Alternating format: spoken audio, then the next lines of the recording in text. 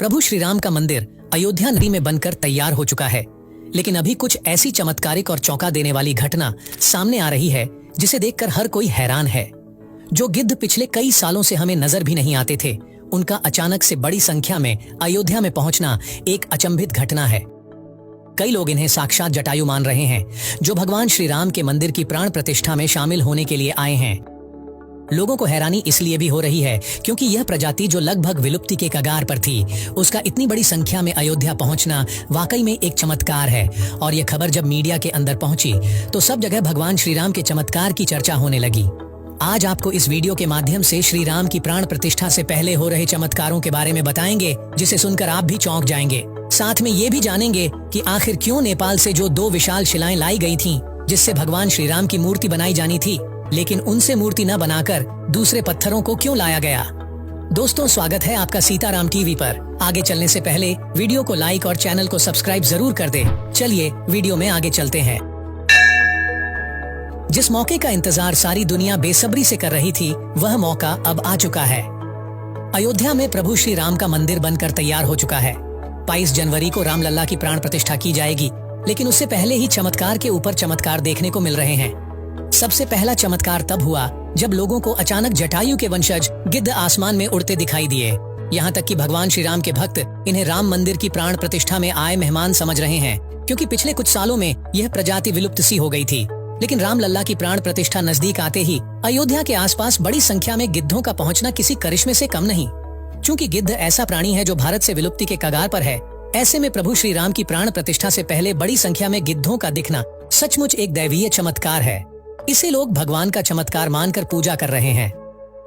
अब दोस्तों, ये इतनी बड़ी बात कोई संयोग तो नहीं हो सकती है। कुछ बुद्धिजीवी लोग रामायण के होने पर ही सवाल उठाते हैं। उन लोगों का तो ये मानना है कि रामायण असल में एक कहानी थी। मगर दोस्तों, आज भी रामायण से संबंधित कई सारे सबूत मौजूद है जो हर किसी को मानने के लिए मजबूर कर रहे हैं। जैसे भगवान राम जी ने लंका जाने के लिए जो पुल बनाया था, वह आज भी मौजूद है। वैज्ञानिकों ने उस पुल को देखकर कह दिया कि यह कोई प्राकृतिक नहीं है, बल्कि यह इंसानों द्वारा बनाया गया पुल है।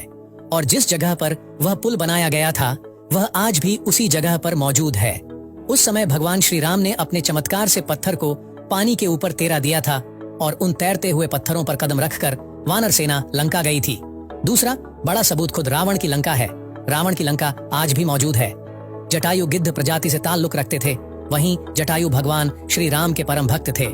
दोस्तों, जटायु और भगवान श्री राम के बारे में रामायण में भी कई बार हमें जिक्र मिलता है। जब भगवान श्री राम को अपने पिता द्वारा वनवास का आदेश मिला था, तब पंचवटी में भगवान श्री राम की मुलाकात पक्षीराज जटायु से हुई थी। जटायु माता सीता को अपनी पुत्री के समान मानते थे। दरअसल जब रावण माता सीता को हरण करके पुष्पक विमान से लंका ले जा रहा था, तब जटायु ने ही माता सीता की रक्षा हेतु रावण से युद्ध किया था। वही जटायु जिन्होंने अपने पंखों से रावण को बहुत चोट पहुंचाई थी। रावण के शरीर को जटायु ने लहूलुहान कर दिया था। इस संघर्ष में जटायु ने अपने प्राणों की आहुति दी थी। इसी स्थान पर आज छत्तीसगढ़ के दंडकारण्य में गिद्धराज जटायु का मंदिर है। रामकथा में प्रसंग आता है कि जब जटायु के भाई संपाति ने कहा कि मेरे पंख कमजोर हैं, मगर आंख दूर की चीजें देख सकती है, इसीलिए मैं सीता जी को अशोक वाटिका में बैठी देख रहा हूँ। अयोध्या में आए गिद्धों के झुंड को लोग साक्षात जटायु का वंशज मान रहे हैं। दोस्तों, अयोध्या नगरी के अंदर ही भगवान श्री राम का जन्म हुआ था, जिसका जिक्र वाल्मीकि जी की रामायण में भी है। सालों तक चले रामराज्य के बाद जब श्री राम ने जल समाधि ले ली, तो अयोध्या नगरी सूनी हो गई। पौराणिक मान्यताओं के अनुसार उज्जैनी के राजा विक्रमादित्य जब यहाँ आखेट करने आए, तो उन्हें उजाड़ भूमि पर कुछ चमत्कार दिखाई देने लगे। खोज की तो पता चला कि यह श्री राम की जन्मभूमि है। इसके बाद उन्होंने यहाँ श्री राम के भव्य मंदिर का निर्माण कराया, जिसमें काले रंग की कसौटी पत्थर वाले 44 स्तंभ थे। समय समय पर यहाँ राजाओं ने मंदिर की देखभाल की, लेकिन 14वीं शताब्दी में जब भारत पर मुगलों का शासन हुआ, तो श्री राम मंदिर को नष्ट कर वहाँ बाबरी मस्जिद बना दी गई। 1525 में राम जन्मभूमि मंदिर को बाबर के सेनापति मीर बांकी ने ध्वस्त करवाया था। बाबरी मस्जिद की 3 गुंबद थी, जिसके बाहरी हिस्से में एक चबूतरे में श्री राम के बाल स्वरूप की पूजा होती थी। इसे राम चबूतरा कहते थे। लेकिन 1950 में बाबरी मस्जिद के मुख्य गुंबद के ठीक नीचे वही मूर्ति निकली जो सदियों से राम चबूतरे पर विराजमान थी।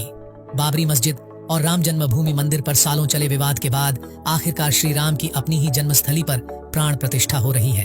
अब एक सवाल ये है कि आखिर अयोध्या में भगवान श्री राम की मूर्ति बनाने के लिए नेपाल से 2 विशाल पत्थरों को लाया गया था। इन पत्थरों को लाने के बाद आखिर क्यों उन पत्थरों से मूर्ति नहीं बनाई गई? ऐसी क्या वजह थी कि नेपाल के उन 2 पत्थरों को छोड़कर दूसरे पत्थरों का प्रयोग मूर्ति बनाने में किया गया? दरअसल राम मंदिर के निर्माण का काम पूरा होने के बाद फरवरी में नेपाल के काली गंडकी तट से 2 विशाल शिलाएं अयोध्या लाई गई थीं। इन 2 शिलाओं का वजन 14 टन और 27 टन था। शुरुआत में इन शिलाओं से राम मूर्ति बनाए जाने की बात सामने आई, लेकिन बाद में पता चला कि इन शिलाओं को राम मूर्ति बनाने के लिए उचित नहीं पाया गया। भारतीय मीडिया में छपी कुछ खबरों के मुताबिक इन पत्थरों से मूर्ति नहीं बनाए जाने की एक वजह राम मंदिर से जुड़े संतों की ओर से जताई गई आपत्ति थी। खबरों के मुताबिक कुछ संतों का मानना था कि इन पत्थरों को मूर्ति निर्माण में इस्तेमाल नहीं कर सकते, क्योंकि कालिंदी की चट्टानों को तोड़ा नहीं जाना चाहिए, क्योंकि वे शालिग्राम के बराबर हैं।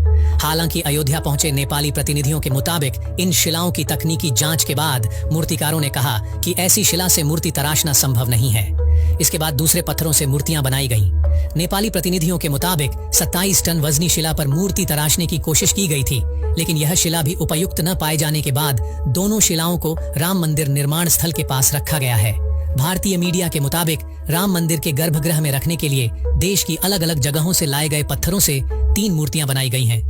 इनमें से सबसे अच्छी मूर्ति का चयन कर उसे गर्भगृह में स्थापित किया जाएगा। दोस्तों, अयोध्या में दुनिया का सबसे बड़ा विशाल मंदिर बन रहा है। लोग बेसब्री से इंतजार कर रहे हैं राम मंदिर के लिए। कुल 67 एकड़ जमीन है, जहां 2 एकड़ में मंदिर बन रहा है। पहले मंदिर के मुख्य शिखर की ऊंचाई 128 फीट थी, अब यह 161 फीट होगी। 3 की जगह 5 गुंबद और एक मुख्य शिखर होगा। वैसे तो साल 2020 में ही काम शुरू कर दिया गया था। प्रधानमंत्री नरेंद्र मोदी ने 5 अगस्त 2020 को अयोध्या में राम मंदिर की आधारशिला रखी थी। साल 1994 में बाबरी मस्जिद को ढहा दिया गया था, जिसके बाद हिंदू पक्ष और मुस्लिम पक्ष के बीच प्रयागराज हाई कोर्ट से लेकर सुप्रीम कोर्ट तक लंबी कानूनी लड़ाई चली। इसके बाद नवंबर 2019 में कोर्ट ने ऐतिहासिक फैसला सुनाया और आदेश दिया कि अयोध्या में विवादित जमीन पर मंदिर बनाया जाए। इस फैसले में यह भी शामिल था कि केंद्र सरकार मस्जिद के निर्माण के लिए सुन्नी वक्फ बोर्ड की 5 एकड़ वैकल्पिक जमीन उपलब्ध कराए। अब दोस्तों, आप इसे लेकर क्या सोचते हैं? कमेंट के माध्यम से जरूर बताएं। अगर आपको यह वीडियो अच्छी लगी हो तो 1 लाइक करके चैनल को सब्सक्राइब कर कमेंट बॉक्स में जय सीताराम जरूर लिखें और इसे ज्यादा से ज्यादा शेयर करके बाकी लोगों तक भी पहुंचाएं। तो मिलते हैं अगली वीडियो में। धन्यवाद।